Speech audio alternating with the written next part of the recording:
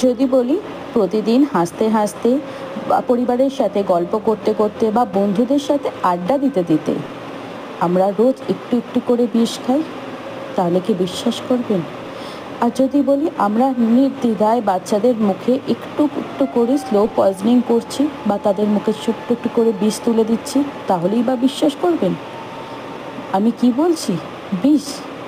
হ্যাঁ, আপনারা ঠিক ধরেছেন। বিষ হলো চিনি বা সুগার।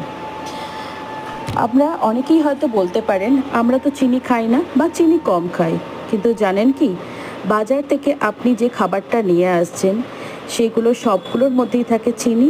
যেমন বাচ্চাদের প্রিয় চকলেট, কেক, তাছাড়া বিস্কিট, আমাদের favourite soft drinks, cold drinks বা ডায়েট কোক, যাই বলুন, তাতেই থাকে মুঠো মুঠো চিনি, যা আমাদের শরীরকে আরও অনেক বেশি ক্ষতিগ্রস্ত করতে পারে। চিনি বেশি খেলে বাচ্চাদের শরীরে যেটা দেখা যায়, স্থূলতা বা চাইল্ডহুড ওবেসিটি, এর সাথে দাঁতের ক্ষয়, তাদের হাইপার অ্যাক্টিভিটি হয়ে যাওয়া, এছাড়া বড়দের মধ্যে ডায়াবেটিস, লিভারের problem, heart disease, memory loss এবং এজিং যে হয়, সেগুলোও কিন্তু চিনির দৌলতে। এছাড়া আরও অনেক অনেক রোগের প্রধান কারণ হচ্ছে এই চিনি।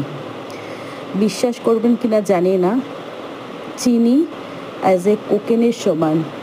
চিনি আমাদের শরীরে ক্যান্সারের সেলকেও বাড়তে সাহায্য করে।